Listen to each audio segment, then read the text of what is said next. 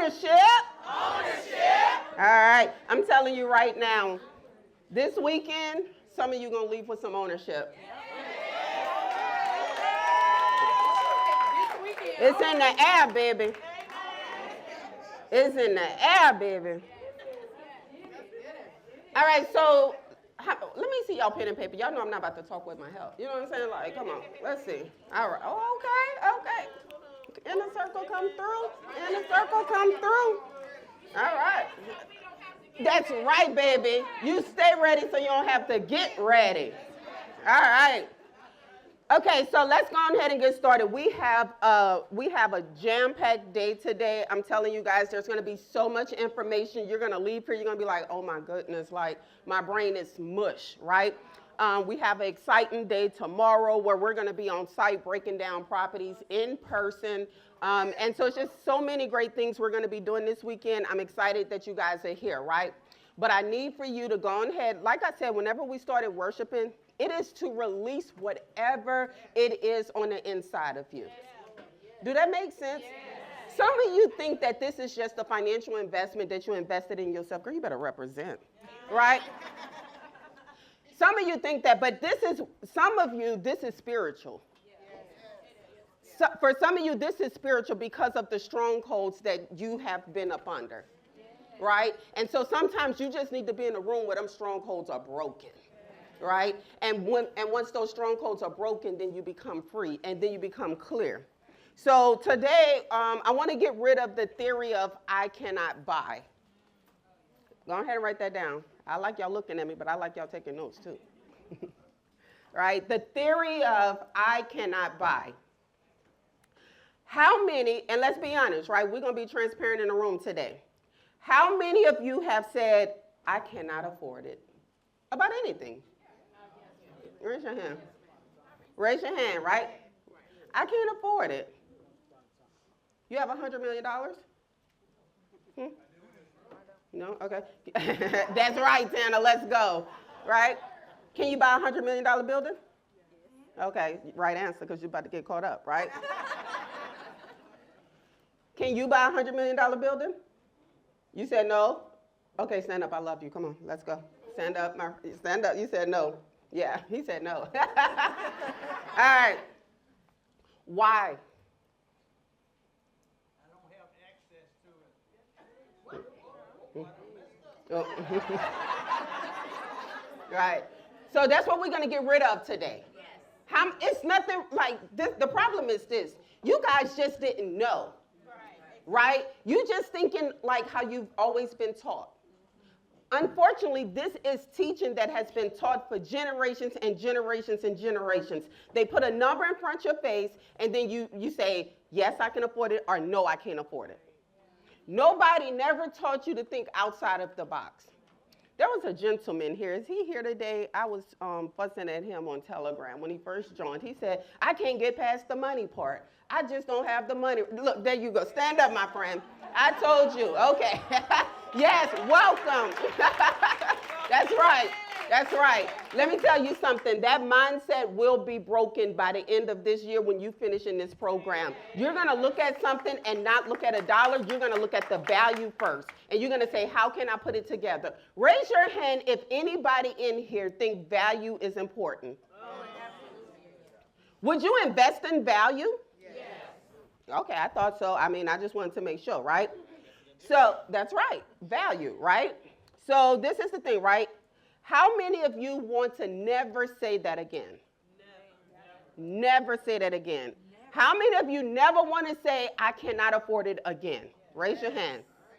All right, I'm in the room with the right people, okay? I just want to make sure. Because when somebody around me and they say they can't afford it, I instantly know what income level they're at. I'm not even talking in the bank account. I'm talking here. The moment they say, I cannot afford it, I say, ooh. Right? This is the thing. I have this thing called, how do I figure it out? Write it down. How do I figure it out? You need to ask yourself that question a lot more than I cannot afford it. How can I figure it out? My friend over there who don't have $100 million, you said, no, I don't have access to it, right? But what if you said, how can I figure this out? You see, what happens is once you start trying to figure out how to come up with $100 million and you don't have it, you are moving closer to that actual investment. You may land on a $20 million investment that you didn't even have at first. You see what I'm saying? So it's the mindset thinking behind how you communicate. So I said this. This is my word. Tell me if it's a word. I don't know if it's a word. I be making up words sometimes, right? But I said everything is figure-outable.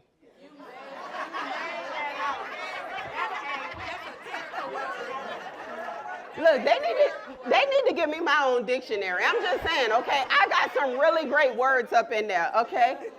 Yeah, D, that's not a word. Figure-outable. I like that word. Can you hit Blair, our trademark attorney, tell I just created a word. I want that, okay? I am that type of person who has this mindset that I'm just going to figure this crap out, yes, right? Like when I was going to real estate school and I just did not understand, I just figured it out, right? And so a lot of the times we quit before we even get started because in our mind, we cannot figure it out. How many of you right now still confused in your head about, man, how can I just buy real estate and I don't have it right now? You see what I'm saying? It's called figuring it out, right? My new word, figure-outable. I like that word, right? Let me tell you this. I think each and every last one of you can afford anything in this room that you want. I'll say it again. Each and every last one of you in this room can afford anything you want. I believe it. I believe that. It's just not important enough for you to want it. I tell you one thing. My son, my youngest one, the one y'all saw jigging all night long. Okay, he was lit, okay? I was like, he encouraged me. One thing I know about him is he got this mindset where he's going to figure it out, right? Between me and his dad, one of us is going to get him Popeyes whenever he wants. He has always figured it out. And it's usually me that's the sucker. He come in and he be like, Mom, nobody's fed me. And he look at me out his glasses like this. Mom, nobody's fed me. Oh, Papa, why they haven't fed my baby? I don't know. And my tummy hurts really bad. Do you think they can get me some Popeyes? Well, when you ask like that, you haven't ate all day. They done forgot about my Papa. Absolutely, he can have Popeyes. He hit it last night when he came in the room to me. Mom, they didn't feed your baby. Do you think I can get some Popeyes? Right? His dad is quick to be like, no, you're not getting Popeyes today, right? So again, at that young, gentle age, I see him figuring things out. I look at my daughter, Ataya, okay? I mean, she is the queen of figuring things out, okay? So, funny story, she wanted to go to Peru on a missions trip, right? And my motto in the house is, if there's anything you want to do for me and your dad to help, we'll come up with 50%, but you got to come up with the remaining 50%. If we got to come in, you got to come in, right? So homegirl and her siblings came up with a plan that they were going to sell their toys at the end of our garage to our neighborhood children, right? So we pull up to the house and they have their bucket of toys at the end of the driveway, and it's toys for sale, okay? They sold them toys in our neighborhood, went to Walmart, this is Ataya figuring it out, went to Walmart, bought a box of brownie mix and cookie mix, okay? Took that $1 or $2 investment, baked the cookies, went back in the neighborhood, knocked on my neighbor's door, and sold them again. I said, my goodness, she figured it out, right? And so sometimes we have to be willing to do some of the most extreme things to figure things out. This is her wanting to go to Peru, right? To another country that I don't want to go to, that I did not go to with her. By the grace of God, she went with her nanny. Praise God for Stephanie, right? But she was able to get there by her own determination. She did not say, I don't have 50%. I don't, like, she's, what, how old was Ataya at this time, Steph? They were 14. Yeah, okay, so 14 years old. She don't have like $1,200 to come up with. The trip was like $2,000 or $2,200 or something like that. She did not have that. But not once did she allow that to stop her. She said, how can I figure this out? I tell you, am I lying? No, and then you know what else she said? Mom, I know you said that you're not gonna go over the 50%, but you have a lot of rich friends. Can I talk to them? I said, absolutely. So she fulfilled her obligation for going to Peru, being able to go serve the less fortunate children, braid their hair, feed them, and be able to participate in the mission trip that she wants, all because she figured it out at 14 years old. She did not have the mindset of, oh, I can't do it, I can't afford it, I don't have it. She simply said, let me figure it out, let me make a way. And because of her obedience, right, and because of her commitment, even past the filling, I'm sure, do you know, my neighborhood has 72 homes in it. It's a gated community. I'm sure she was tired going back and forth, and I'm sure my neighbors were tired of seeing her, but because of her determination, they kept on giving it to her because she wasn't asking for a handout, she was asking for a hand up. Amen. All right? Amen. So then let's keep going, right? Fear leaves no room for strategy. Right? Fear leaves no room for strategy. How many times can you remember, right, being somewhere where you're like terrified and you're like, all right, the strategy is this. Come on, let's do it. It's not until you calm down, you pace yourself and you say, okay, wait, I got this.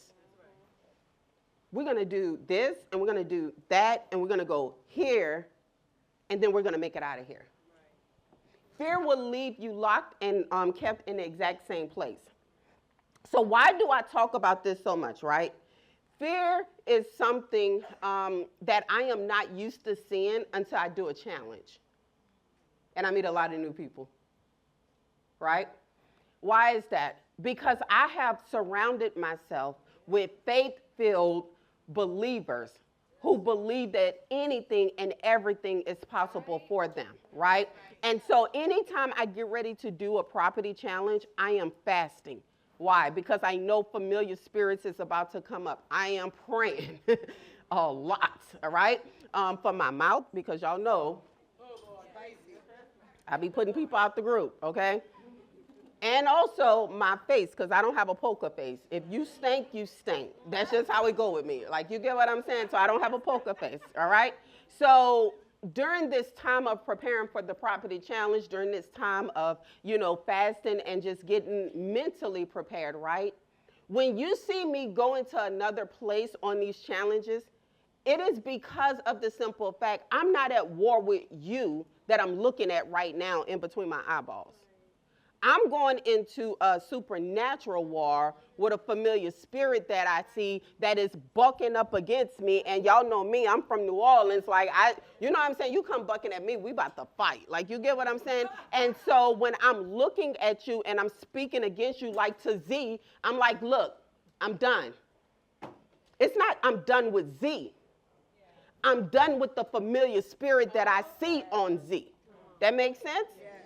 And so that's how you're going to have to start protecting your space. That's how you're going to have to start communicating with people. When you're around somebody, Myra, you're around somebody, right, in your office, and they got stinky thinking, right? You have to be like, enough. And that's it. You owe no explanation to no one. A lot of the times we try to explain too much to people who not even listening because they're just under too much bondage, and you wonder why they stuck exactly where they are. So I need for you guys to understand, fear leaves no room for strategy. Write it down. Why do rich people ask the right questions and poor people ask the wrong questions? Victoria? They what? Mindset. What else? Talk. Don't be shy. They know. So rich people know where they're going? They know where they want to go? Okay.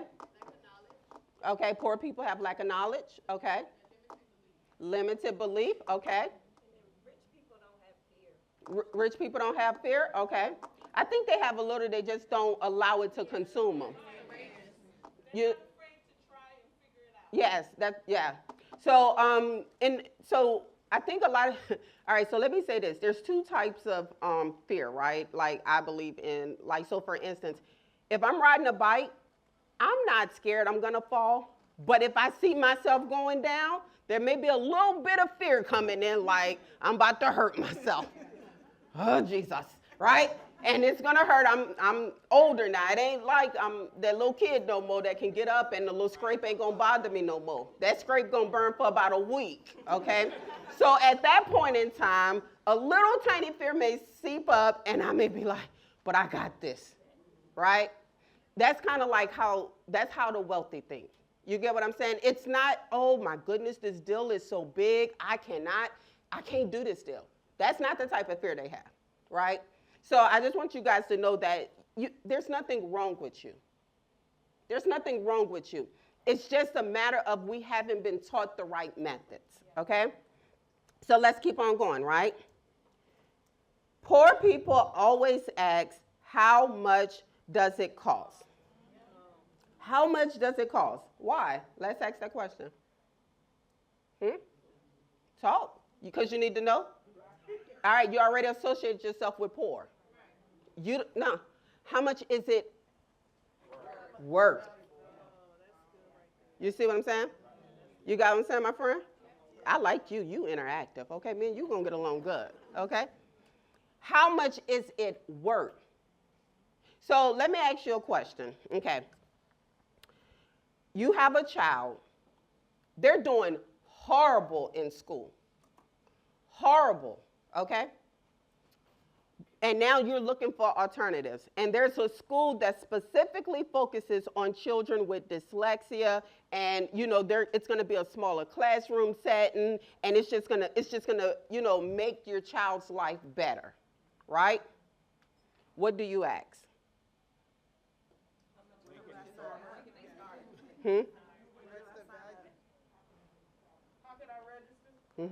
What else? Huh? How can I sign up? What does your child need to attend the school? Do you care how much it costs at that point? No. Why?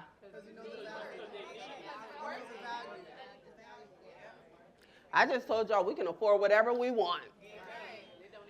That's why it don't matter, because at that point, that cost don't matter. Your child is failing. He's coming home every day crying and frustrated because he can't get it. He feels like a failure. He's going into depression. At this point, it don't matter what it costs. Give it to me. I'm going to pay $100,000 for my child to attend this school where they're going to allow him to be able to learn at his capabilities so he can be able to grow into the man that he wants to grow to be. Right? You see how that's different? So why is any other situation different? That's easy. You over there hiding. Right? It's a mindset, right? But the problem is this. I love when people say it's a mindset. That's the easiest thing to say, but the hardest thing to break. Why is that? Talk.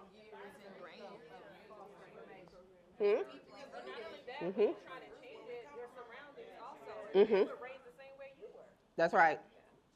Why is it so easy for us to consume?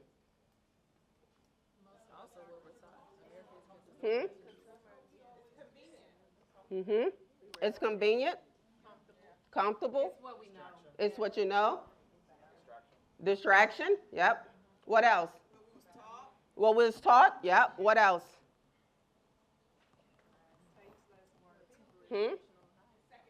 Why do we question when it's time to invest?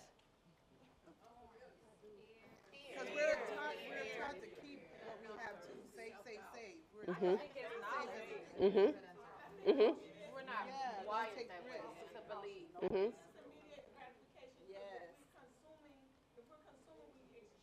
Mhm. Yep. So you think instant gratification is why everybody consumes more than they invest? I mean, that could be why 90% of Americans are broke, Yeah. Plus, right? we just pass things down generational. So my parents said, you need to save, save, save. They Mhm. didn't say, put this money here and make you more money. Work Mhm. that 40-hour job. I think it's just what you're taught. Yeah. I ain't had no parents teach me how to save. I know that's right. I mean, they was trying to figure out how to pay the light bill on Section 8, Right. True. right? So it goes back into the mindset of everybody's like, yo, it's the mind, it's the mind, it's the mind. That's easy, right? That's cute. The hardest thing for us to do is to break that mindset of it. Okay? So let's keep on going, right? In order for us to break the mindset, we have to ask the right questions. I simply think we do not know how to ask the right questions. Let me ask a question. Raise your hand if you have a real estate investment deal right now that you're working on. Okay? All right, Kareem, come on. Tell us about your deal. It's a duplex. Be careful. Yeah, there you go. It's a duplex in Birmingham, Alabama. It requires a full gut. I got it for 10 grand. What? Wait, what?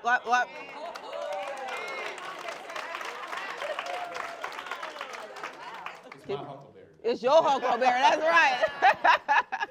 And we're gonna start renovations on it in about 3 weeks. All right, let me ask a few questions. Give him a round of applause, y'all.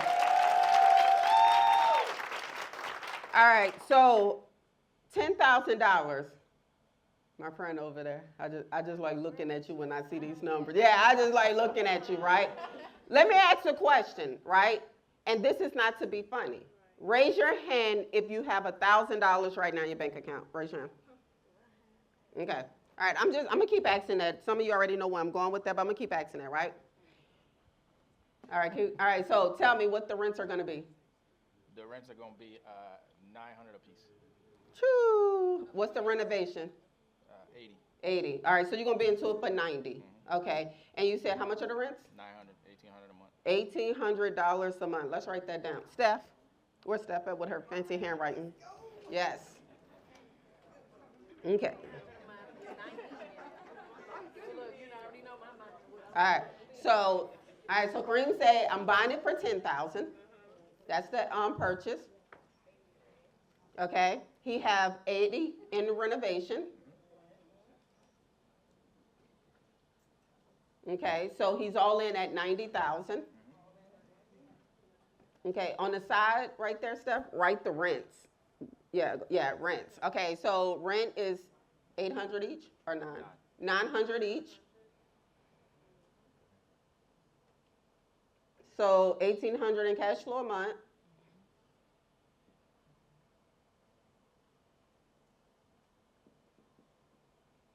Okay, so let me ask you a question. How did you find this deal?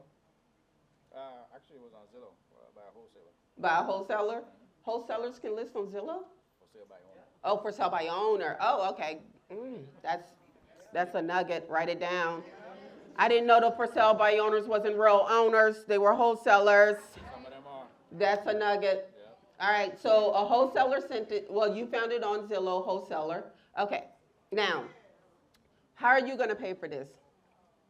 So it's gonna be a loan. You're going to do a loan? Well, I already paid for the 10K.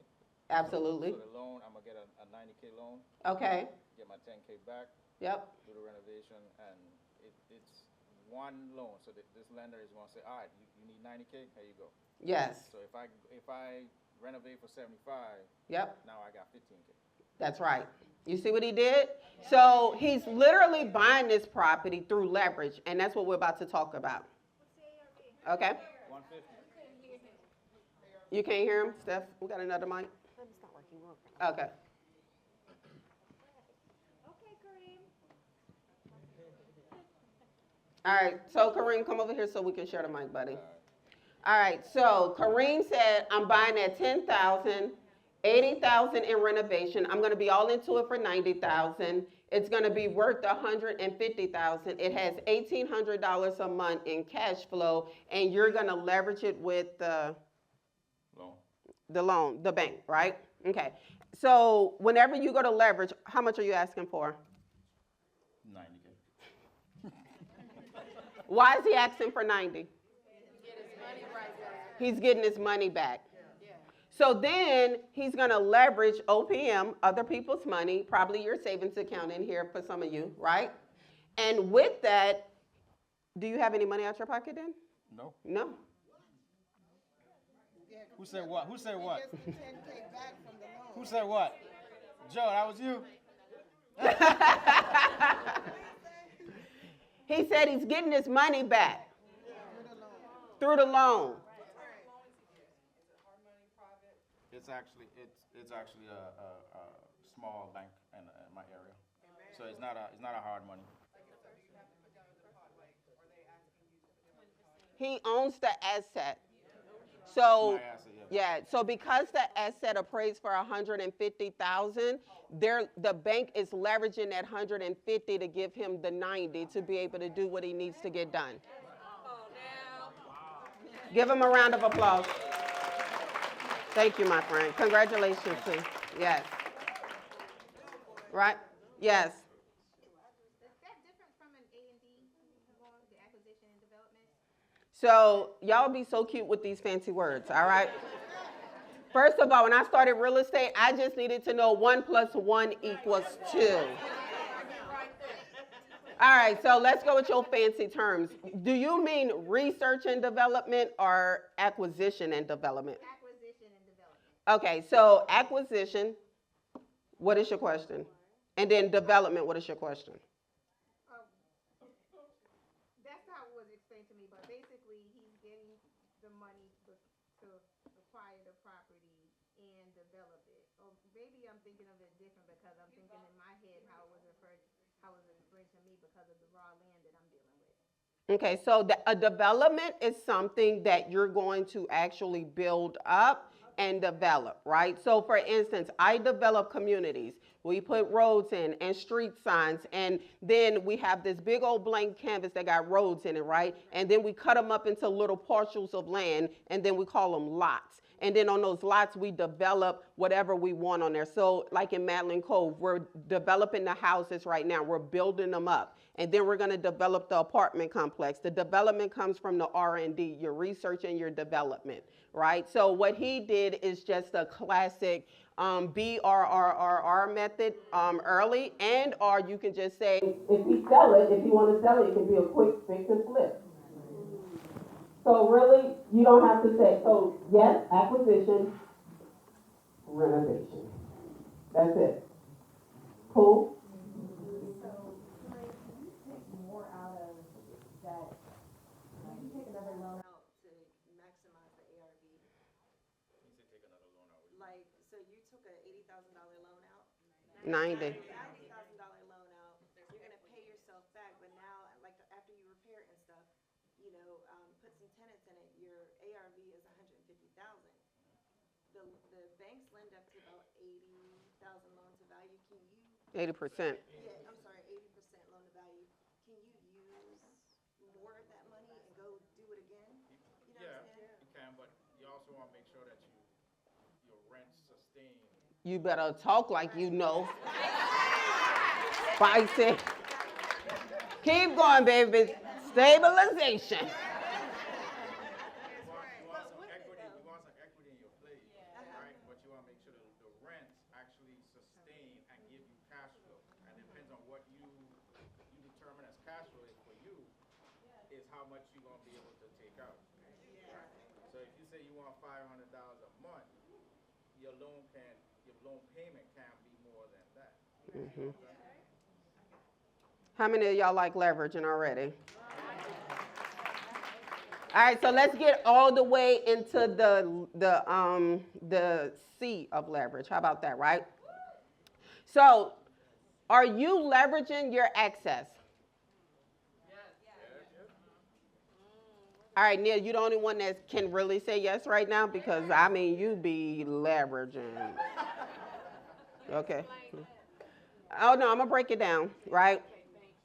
Leverage is your ability to utilize new resources or assist to diminish costs and or make a better return.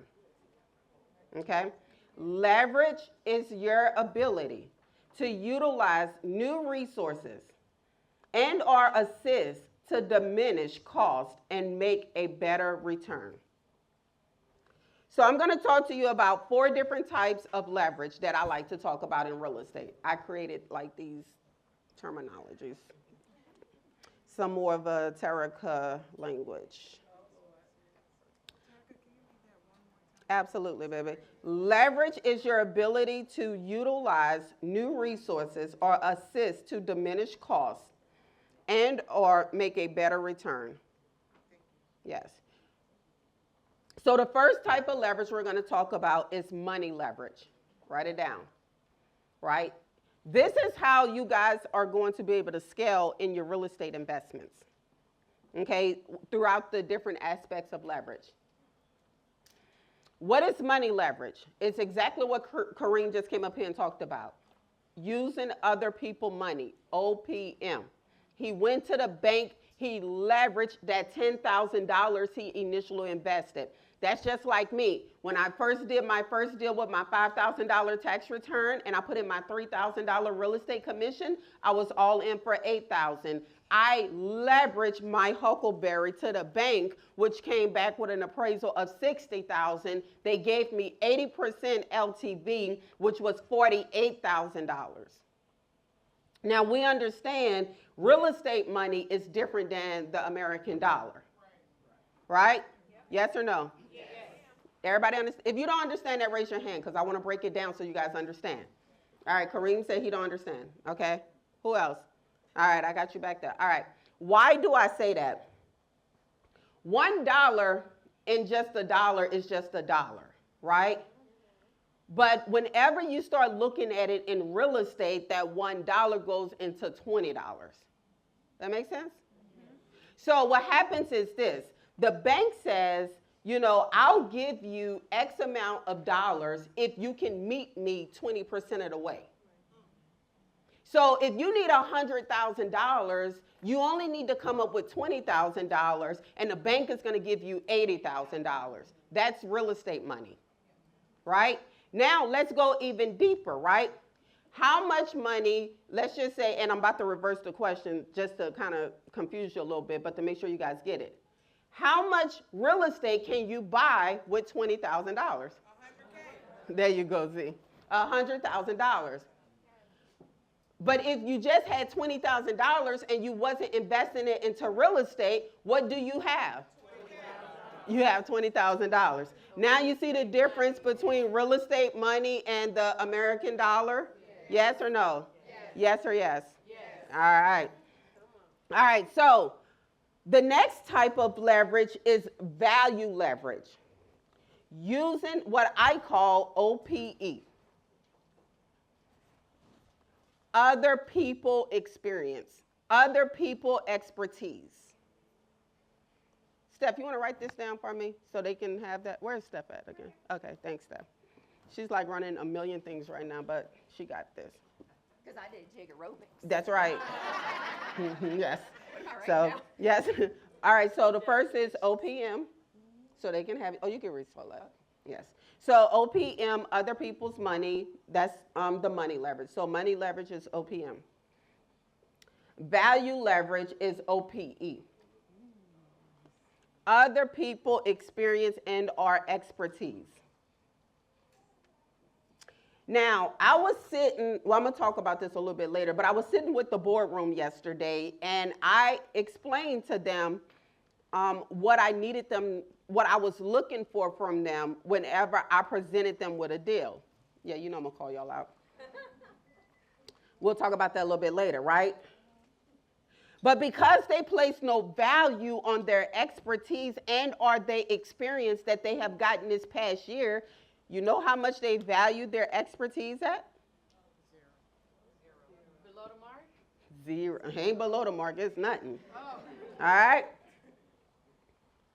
So then we go with combined leverage, right? Group economics, partnerships.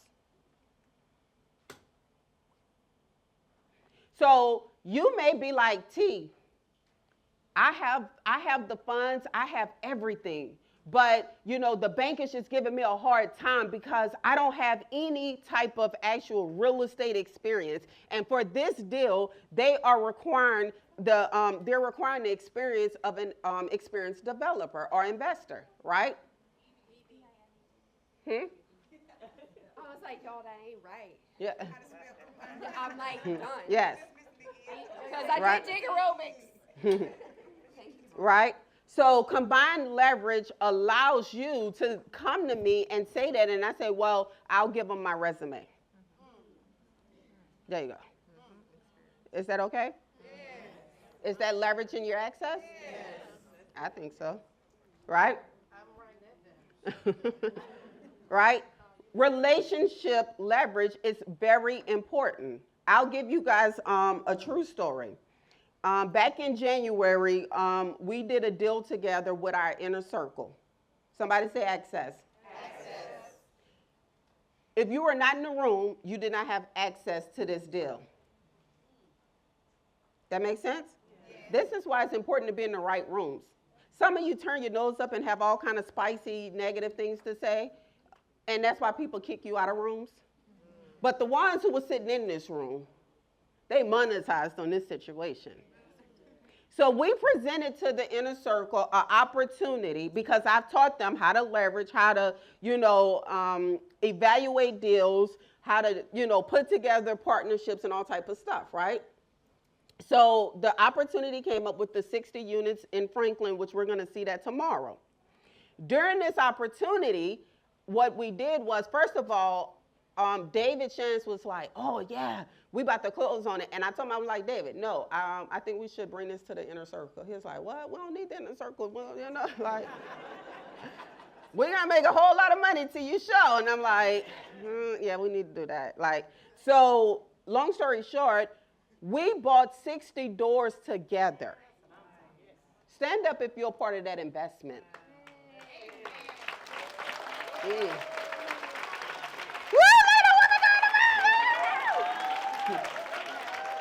Yes. Access. Did y'all get a dividend check already? Jesus. Somebody say favor not fair. Favor not fair. And haters will come.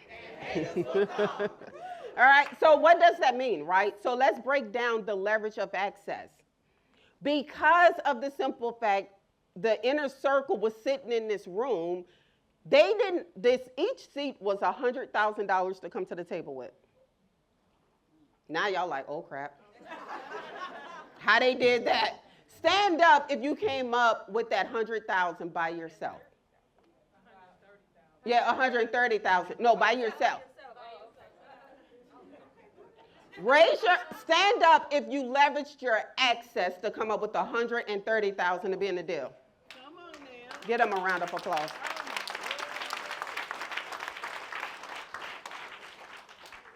It was simple. We broke it all the way down to the meat and potatoes. There was only one POC, point of contact, that was able to come to the table. But up under that one POC, they may have had 10 to 13. I think somebody had 16 in their group. They took 130,000 and divided it by, 130,000 divided by 15. Divide that right quick for me. Thank you, Nia. My high C over there. 8,666 with a decimal. I'm going to pick on Nia all day long. Yeah. All right. All right, so let's just say $8,600. You see what I'm saying? $8,600. So for $8,600, you got in on 60 doors. Do you own 60 doors if you put in $8,600? Yes. Yes. Who said no? Huh? Wait, let me ask a question. Do you get a percentage off all 60 doors whenever it comes? Okay, I just want to make sure I was in the right room, okay? So then let's keep on going. Do you understand now, my friend, is it Demetrius? Yeah, Dominique. Do you understand now how important it is to be in this room? Do you understand how important leverage is? Do you understand by yourself you only can do one small thing, but with a whole army behind you, you can go and buy a community? You understand that? You're not by yourself no more. But I couldn't tell you that on Telegram because I ain't know how to communicate that like that. You see what I'm saying? All right, let's keep going. All right. Leverage creates opportunities for you to expand your territory. First of all, can I be honest with you? Please. For all of my white counterparts, y'all know I love you, right? I love all of y'all, all right? I love y'all, all right? I have a lot of white counterparts, to be honest with y'all, right? But I'm talking about the white counterparts like the Mark Cubans. I'm talking about the white counterparts like Jeff Bezos. Do you understand that they have mastered leveraging? The problem with us is we've been taught how to be crabs in a barrel and not like each other because of the color of our skin or the conditions of our hair, that we miss out on opportunities to be able to build with one another. So versus seeing your sister as a collaborator, grab my hand, don't leave me hanging, thank you. Versus me seeing her as competition, I see a collaboration taking place. I see somebody who I can walk with. Get up and walk with me. I see somebody who I can walk with now into a room and build something. Do you understand how powerful that is to look at each other? Now, everything I touch turn into gold, baby. Be careful. All right. Right? Leverage creates opportunities for you to increase your territory. When you look at these shopping strips, it's not one man who did that. They sat around a corporate table and said, you know what, Bob? It's time to put a Walmart here. You know what, Bob? It's time for a Dollar General on that corner. You know what, Bob? We don't have enough liquor stores on the north side of town, so we're going to drop 10 of them in the exact same location. We're going to remove the education system. We're going to move all of this, Bob, and we're going to put it on the south side of town where we're building Topgolf. And then what's going to happen is we're going to have to go and gentrify that area, Bob. Are you with me, Bob? That's how the conversations go in the boardroom, right? And then once they sitting there, right, and now they got the whole area because they forced everybody to leave the area because they have no health care, they have no food stores, they have no means of transportation, no public transportation, they have no health insurance. Guess what happens? Here come Bob. I'm here to save the day. I'm going to build over here a new community. And you know what happens in New Orleans? It looks like the new tourist area everybody loved. And we wonder where all those people are at. What happens is this. When you leverage, you're able to take on individuals such as Bob. No offense to any Bob in here, all right? I ain't even checked that part. But you're able to take on people like Bob, and you're able to stand 10 toes flat and fight. So when I'm taking Madeline Cove, I'm not taking Madeline Cove as Terrica Lynn Smith by herself. I'm taking it in arms with my brothers and sisters who believe in this development and this kingdom and know that we can bring change to the north side of town. That's what we're believing in. So I'm grabbing the Justin Lees. I'm grabbing the Derek Godos. I'm dragging the Chris Duprees and all of these other individuals who have worked countless hours for us to be able to revitalize our own communities with our own money. Right? Leverage. Somebody say leverage. Leverage. Leverage allows you access that others don't have. I wish I could pull up my Instagram right now. I probably have, maybe 1,500 unread messages. Sandy, is Sandy in here? Sandy Baker? Sandy, stand up for me. What I asked you to do on vacation? Delete those Instagram messages. Yes. Or, let you know which ones are important enough to respond to. That's right. Somebody say leverage access. Let me tell you why I say that. Everybody that is in my DM is asking me how can they get started with real estate investing. They do not have access to me. You guys are sitting in the room with me and have access to me. So you're not the ones that's not being unanswered and are not spoken to. It's the ones who have refused to invest in themselves, to believe in themselves, that just think information is free and that I'm just supposed to be up here like a charity and just sit here and talk for something that I've spent thousands and thousands of dollars on for the past 19 years now, right? Leverage your access. Yesterday, Friday, was it Thursday we went out to eat with the boardroom? Thursday. Do you know how many people try to get on David Shan's podcast? Do you know how many people try to book Nehemiah Davis? Do y'all know? No. Somebody said 0. I don't know what planet you're on. Right? You cannot even get them. And y'all are sitting in the room with access. Y'all breaking bread with people who have access. Somebody at your table have your access, but because you haven't opened your mouth, you don't even know that your access is sitting in front of your face. So this is what I need for you guys to do right now. How many of you want to leverage? What? How many of y'all want to leverage? Yeah! All right, now I believe y'all. You know, when y'all get loud, I get excited and all funny on the inside. All right, so leverage. I want for you to turn around and look at the people at your table. This is going to be a fun game. This is a group conversation. Yes. Every table is going to have to come up with a way that they would be able to leverage through money, through expertise, and through group economics.